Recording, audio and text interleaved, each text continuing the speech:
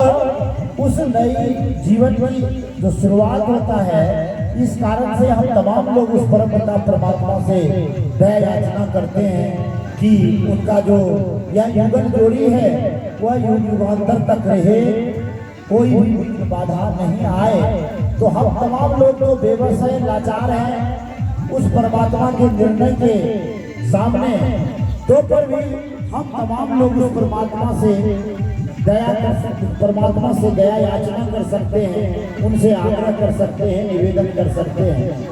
तो इसी कड़ी में हम तमाम लोग शिव परिचर्चा में उपस्थित हैं। अपने गुरु की बात को लेकर के देखें, पूरे संसार में ज्ञान ही एक ऐसी बुद्धि है, ज्ञान ही एक ऐसी सत्ता है, ज्ञान ही एक ऐसा साधन है और ज्ञान ही एक ऐसा साध्य है जिस साधन साध्य को हम तमाम लोग उस माध्यम से अपने जीवन को तार सकते हैं, अपने जीवन को उबार सकते हैं, अपने जीवन को आगे बढ़ा सकते हैं। तो हम तमाम लोगों को चाहिए कि उस परमात्मा परम पिता परमात्मा से उस युगल जोड़ी के लिए दया याचना करें, क्योंकि आयोजन का जो श्रद्धा था, आयोजन का जो इस शिव परिचर्चा पर जो लगाव था, जो नहीं मैंने कहा जो कि काफी व्यस्त आप लोग रहिएगा और आपके जो सगे संबंधी हैं, आपके जो हितैषी हैं वो भी रहेंगे व्यस्त,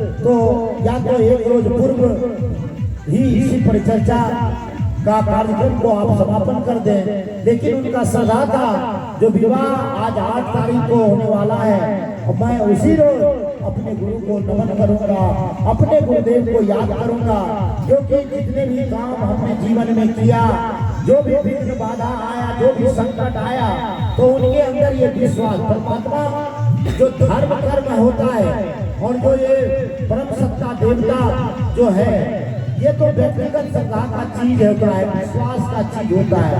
ना तो आप किसी के अंदर विश्वास को पैदा कर सकते हैं। संसार में बहुत सारे लोग हैं जिनको ईश्वर पर विश्वास नहीं है, पूजा पाठ पर विश्वास नहीं है, यहाँ तक कि सुकर्म पर भी विश्वास नहीं है, सुकृत पर भी विश्वास नहीं है। तो आप उनको उनके अंदर विश्वास पैदा नहीं कर सकते हैं। लेकिन दूसरी तरफ ये भी बात है, जिनके अंदर श्रद्धा उत्पन्न हो गया है, विश्वास उत्पन्न हो गया है, आप उनके अंदर भी श्रद्धा को समाप्त नहीं कर सकते हैं। तो इसीलिए आप देखें जो आज का इस जगह पर क्या व्यस्तता है, लेकिन उस व्यस्तता के बीच में भी, क्योंकि आज जो यह कार्य आप देखते हैं, ये विवाह, क्योंकि प्रत्येक माता पिता का सबसे बड़ा लक्ष्य होता है, हालांकि बेटा और बेटी दोनों पैदा लेता है, लेकिन जब बेटी पैदा लेता है उसी वक्त से माता पिता को इस बात का चिंता रहता है जो मेरी बेटी का शादी किस प्रकार होगा, कैसा होगा, कैसा घर मिलेगा, कैसा वर मिलेगा, ये तमाम तरह की बात। ये मात्र आप ये नहीं है जो दौलत आप लुटा देंगे और आपके बेटी के भाग्य में सुख ही लिखा हुआ रहेगा, ऐसी गलतफहमी में आप और हम ना रहें।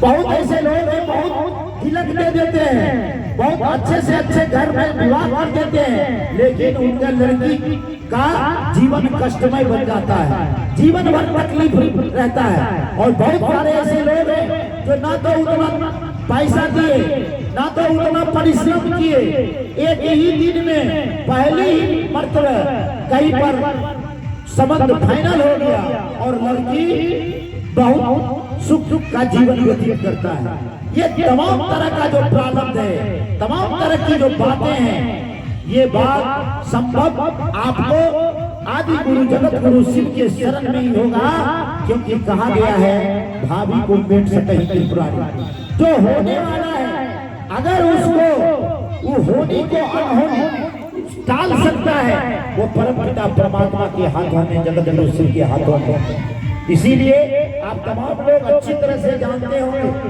जब कंस की बहन देवकी का जब विदाई हो रहा था और वासुदेव से भगवान कंस ने कहा अपने बहनोई से, जो कि वासुदेव मेरी बहन को किसी भी ढंग का तकलीफ नहीं होना चाहिए। वासुदेव तो बहुत पुण्य आत्मा थे, बहुत ही सिद्ध पुरुष थे, बहुत ही वो बहुत बात को जानते थे, उनको कर्म पर विश्वास था। लेकिन कंस दुरात्मा था और देवकी पर श्रद्धा था, देवकी से प्रेम था। और वासुदेव ने वहां पर कहता है कि भैया मैं इस बात का आपको कैसे विश्वास दिला दो जो देवकी के जीवन में कोई तकलीफ नहीं होगा। सुख और दुख मनुष्य के अपने कर्मों के हिसाब से होता है। मैं मात्र में आपको विश्वास दिला सकता हूँ जो मेरे कारण देवकी को कोई तकलीफ नहीं होगा। देवकी का तकलीफ का कारण मैं नहीं बनूंगा। असल क्या होता है, बात क्या होती है, आप तमाम लोग जानते हैं। जो कंस ने कहा जो मैंने दुनिया में आज तक कहीं भी किसी के आगे नहीं झुका, लेकिन मैं अपनी बहन की विदाई के वक्त मैं टूट चुका हूँ। आज मैं स्वयं सारथी बन करके और मैं अपनी बहन का विदाई करूंगा। और वो सारथी बन करके देवकी का विदाई ले जाता है वासुदेव के घर पहुंचाने के लिए अपनी बहन को। और रास्ते में आकाशवाणी होता है और वहां से परमात्मा आगाह करता है कंस को, जो है दुष्ट कंस, जिससे तुम इतने लगाव करते हो, जिससे इतने प्रेम करते हो, इसी का 8वां संतान तुम्हारा वध करेगा। कंस के अंदर तुरंत राक्षस प्रवृत्ति जागृत हुआ, तुरंत प्रेम समाप्त हो गया अपनी बहन के प्रति। और कंस ने कहा मैं इसका हत्या कर दूंगा, ना रहेगा बांस न बजेगा बांसुरी। वासुदेव धर्मात्मा थे, वासुदेव पर कंस को विश्वास था, कंस जानता था यह जो कहेगा वह करेगा। वासुदेव ने कहा भैया आपको देवकी के संतान से दिक्कत है, देवकी के संतान से आपको खतरा है, देवकी से नहीं। इसीलिए आप तो मैं विश्वास दिलाता हूँ जो कि देवकी से जितने भी संतान उत्पन्न होगा मैं तमाम संतान आपके चरणों में रख दूंगा।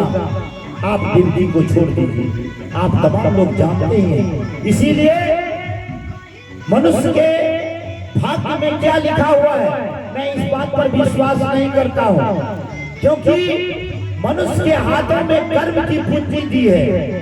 आप कर्म करें और आपके जीवन में फल मिलेगा।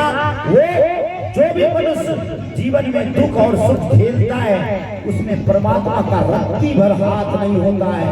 मनुष्य अपने द्वारा किए गए कर्मों के कारण मनुष्य को दुख होता है, मनुष्य को सुख होता है। इसीलिए हम तमाम लोग आए और ये मैं तमाम ये शिष्य जो परिवार है इसके तरफ से मैंने कई लोग शिव मंच के माध्यम से कहा यहाँ पर जितने लोग आते हैं सबों का कुर्सी समान होता है। यहाँ पर कोई दूसरा पंथ नहीं है जो कोई व्यक्ति आपको आशीर्वाद देगा।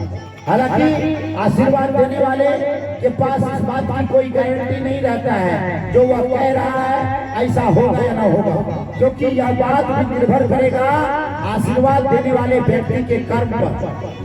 वो व्यक्ति कितने कर्मशील है, उस व्यक्ति के खाते में कितना पुण्य है, इस बात पर डिपेंड करता है। कहने को कुछ भी लोग कह देता है लेकिन इससे कुछ नहीं होता है। लेकिन यहाँ पर जितने लोग आते हैं सबों का कुर्सी समान होता है, सबका परिचय एक है, शिष्य या शिष्या। और जब कुर्सी समान होगी वहाँ पर देन लेन नहीं होगा। तो आइए हम तमाम लोग उस परम पिता परमात्मा आदि गुरु जगत गुरु शिव जिनको हम और आप गुरु बनाए हैं उनसे दया याचना करें उस युगल जोड़ी के लिए जो उनका वैवाहिक जीवन जो है वह सुखमय रहे, उनके जीवन में किसी भी ढंग का कष्ट नहीं आए, उनके दोनों आपस में प्रेम लगाव रहे और वह प्रेम का प्रतीक बन जाए। यही आशा और विश्वास के साथ परम पिता परमात्मा आदि गुरु जगत गुरु शिव से दया याचना करते हुए मैं अपनी शिव परिचर्चा को जगत गुरु शिव मैया वाणी के चरणों में शुभारंभ करते हुए देता हूँ विराम। पुनः आप तमाम उपस्थित गुरु भाई गुरु बहनों के चरणों में करता हूँ।